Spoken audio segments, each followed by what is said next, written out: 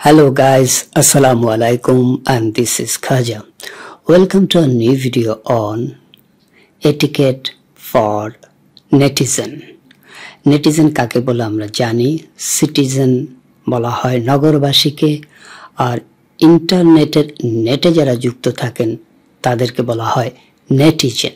তো ইন্টারনেটের এই জগতে আমাদেরকে অবশ্যই কতগুলো এটিকেট মেনে চলতে হয়, আর ইন্টারনেট জগতের এটিকেটকে বলা হয় নেটিকেট। সুতরাং netiquette for netizen is so important নাওয়াডেজ, কারণ গবেষণা বলছে 4G 5G আসার পর আমাদের কমিউনিকেশনের প্রধান অংশ হবে অনলাইন কমিউনিকেশন। তো আমরা জেনে নিব সেই এটিকেটগুলা। এখন ইন্টারনেট জগতের যে নেটিজেনের নেটিকেটের কথা বলছি, এটি কিন্তু বিভিন্ন অঞ্চলে একটু ভেরি করবে, সব দেশের জন্য একই রকম নয়। বিশেষ করে আজকে এখানে যে 10টি শেয়ার করব সেটি হচ্ছে এশিয়া জোনের জন্য, বিশেষ করে ভারত এবং বাংলাদেশে আমরা যারা বাংলা ভাষাভাষী আছি তাদের যে নেটিকেটগুলা দরকার সেগুলোই আজকে এখানে শেয়ার করব। তো চলুন শুরু করা যাক, জানা যাক। পুরো ভিডিওতে যাওয়ার পূর্বে একটি বিশেষ অনুরোধ থাকবে, please subscribe to the channel TECCareerTalks, it's your channel. তো প্রথম এটিকেটটা কি সেটি আমরা শেয়ার করতে চাই, সেটি হচ্ছে please be sure before you share. আমরা অনেক কিছু শেয়ার করি, কিন্তু গবেষণা বলছে এই অঞ্চলের মানুষরা কোনো কিছু যাচাই বাছাই ছাড়াই অনেক বেশি শেয়ার করে, এটা 50% বেশি, এবং সেই কারণে অনেকের অনেক ক্ষতি হতে পারে, অনেক ধরনের ঝামেলা হতে পারে। ভারত আর বাংলাদেশের এই অঞ্চলের জন্য আসলে প্রথম এটিকেটটি হবে এই মুহূর্তে please be sure before you share. 2 নম্বর এটিকেট আমাদের যেটি ফলো করার দরকার নেটিকেট, সেটি হচ্ছে take permission before you give video call, specially to unknown persons. So আমরা অনেক সময় দেখি যে চেনা নাই জানা নাই, সময় নাই, একজন আরেকজনকে ভিডিও কল দিয়ে বসছে। এটি কিন্তু একদমই নেটিকেটের বাহিরে, শিষ্টাচারের বাহিরে, আদব কায়দার বাহিরে। আপনার আননোন হোক নোন হোক, যদি ভিডিও কল করতেই হয়, before that you send him or her a text, take permission, it's very necessary. এবং এটা এই অঞ্চলের একটি বড় সমস্যা।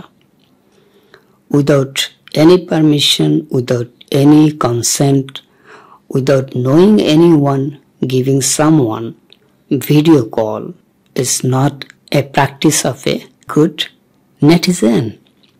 Good netizen হিসাবে এটা খুব একটা ভালো পরিচয় নয়। 3 নম্বর, please avoid too much sharing of personal issues. কিছু সোশ্যাল মিডিয়ার প্ল্যাটফর্মে দেখা যায় কিছু মানুষ তাদের ব্যক্তিগত বিষয়গুলোকেই সোশ্যাল মিডিয়ার প্ল্যাটফর্মে নিয়ে আসে। এই দুনিয়া তাদের অন্য কোনো চিন্তা নাই, ধ্যান জ্ঞান নাই, শুধুই নিজের ব্যক্তিগত বিষয়গুলোকে ক্রমশই দেয়া। একজন মানুষ তার ওয়ালে কি দিবে না দিবে এটা তার ব্যক্তিগত বিষয়, সেটি ঠিক আছে। একজন যখন সেটি পাবলিক শেয়ার করে তখন তাকে অন্যদেরকে রেসপেক্ট করতে হবে। এই রেসপেক্টটা খুব জরুরি। ব্যক্তিগত বিষয় নেটিজেনরা খুব বেশি বিরক্ত হয় যখন কেউ এটি বেশি বেশি দেয়, এবং যারা এই বেশি বেশি ব্যক্তিগত বিষয় শেয়ার করে তাদেরকে বলা হয় পোরাস, তাদের ক্যারেক্টারকে বলা হয় পোরাস ক্যারেক্টার। সেটি খুব একটি ভালো নয়, নেটিজেনরা কখনোই এটি ভালোভাবে নেয় না। So have to avoid too much sharing of personal issues. 4 নম্বরে যেটা বলা দরকার, যে আমরা যখন কোনো কিছু দেই সবাই সবকিছু লিখতে পারি, বলতে পারি, ভিডিও তৈরি করতে পারি, কিন্তু আমরা যেন কাউকে মিসগাইড না করি with false information. That is common in our region. Never misguide with false information. এই নেটিকেটটা অবশ্যই আমাদের মানা দরকার। আরেকটি এটিকেট বা নেটিকেট ইন্টারনেট জগতে যেটা বলা যায় নেটিকেট, সেটি হচ্ছে যে অনেক ব্যবহারকারী শো অফ করেন। এই শো অফের একটা অংশ হতে পারে ফলস, ট্রু, হোয়াট এভার। এই শো অফ করাটা নেটিজেনরা কিন্তু পছন্দ করে না। যারা বেশি বেশি শো অফ করেন, নিজেকে দেখানোর চেষ্টা করেন, নিজেকে যা নাই তাও দেখান, যা আছে তাও দেখান বেশি বেশি। এখানে একটু বলে রাখি, পার্সোনাল ইস্যুজের সাথে শো অফের একটা পার্থক্য আছে। পার্সোনাল ইস্যুজে অনেকে বুঝে না বুঝে করে থাকে, কিন্তু শো অফটা যে অন্যদের একদমই পছন্দ না এবং শো অফটা কোনো ভালো জিনিস না, এবং যারা সিটিজেন বা নেটিজেন, যারা আদব কায়দা জানে, ভদ্রতা জানে, শিষ্টাচার জানে, তারা কখনোই বেশি বেশি শো অফ করে না। আরেকটি এই অঞ্চলে বেশি দেখা যায়, সেটা আমাদেরকে অ্যাভয়েড করতে হবে, সেটাকে আমরা বলছি নেটিকেট 6। একটু বলে রাখি যে এই নেটিকেটগুলো প্রচুর পাওয়া যায়, কিন্তু আমরা এই ভিডিওতে চেষ্টা করছি এই অঞ্চলের সাথে যেগুলো জুৎসই সেগুলোকে শেয়ার করা, যেগুলো আমরা প্রতিদিন ফেস করি। যেমন ইউএসের নেটিজেনরা একটু অন্যরকম, বা ইউরোপের আরেক রকম, মানে এক এক জায়গার নেটিজেনদের মধ্যেও ডিফারেন্স আছে।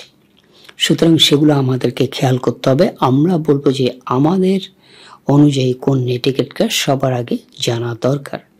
আরেকটা হচ্ছে ব্যাড কমেন্টস। একটি জিনিস খেয়াল করতে হবে, ব্যাড কমেন্টসের মাধ্যমে আমরা কিন্তু নিজেদের পার্সোনাল ব্র্যান্ডকে ধ্বংস করে ফেলি। যখন আমরা কোথাও ব্যাড কমেন্ট করি, শুধু সেই মানুষটিকে যে ব্যাড কমেন্ট করছি সেটি না, সেখানে আরো অনেক মানুষ কিন্তু দেখছেন এবং আমাদের সম্পর্কে তাদের ধারণা তৈরি হয়। আমরা বিভিন্ন সোশ্যাল মিডিয়া প্ল্যাটফর্ম, ইউটিউবে আমরা দেখি কতজন কত কমেন্ট করে যেগুলো ব্যাড কমেন্টস, এবং এই ব্যাড কমেন্টগুলোকে ফিল্টার করার নানা প্রসেস আছে। তারপরে সেখানে অনেক কমেন্ট আসে, একটি জিনিস ভালো নাই লাগতে পারে, কিন্তু দেখা যায় কেউ লিখছে ফালতু, কেউ বলছে কিছু হয়নি, তারপরে ব্যক্তিগত নানা আক্রমণও সেখানে চলে। কোথাও ইমপ্রুভমেন্টের জায়গা থাকলে আমরা ভদ্রভাবে সুন্দর করে বলতে পারি, সেটিই তো নেটিকেট। আরেকটি হচ্ছে যে সোশ্যাল মিডিয়ায় দেখা যায় এই অঞ্চলে যে ঝগড়া শুরু হয়ে যায়, ওয়ালের মধ্যে একজন একটা বলছে, আরেকটা পাল্টা বলছে, আরেকটা বলছে পাল্টা বলছে। এই যে পাল্টা পাল্টি আক্রমণ, এটি খুব ভালো জিনিস নয়। এক একজনের মত এক এক রকম হবে। সেটা হচ্ছে নেটিকেট 7 যেটাকে আমরা বলছি, সেটি হচ্ছে রেসপেক্ট ডিফারেন্ট অপিনিয়ন। অন্যের মতকে, ভিন্ন মতকে সম্মান করতে হবে। এখানে বিভিন্ন মতের, বিভিন্ন বিশ্বাসের মানুষ আছে, কাজে কোনো বিশ্বাসকে যেন আমরা আঘাত না করি, কোনো মতকে যেন আঘাত না করি।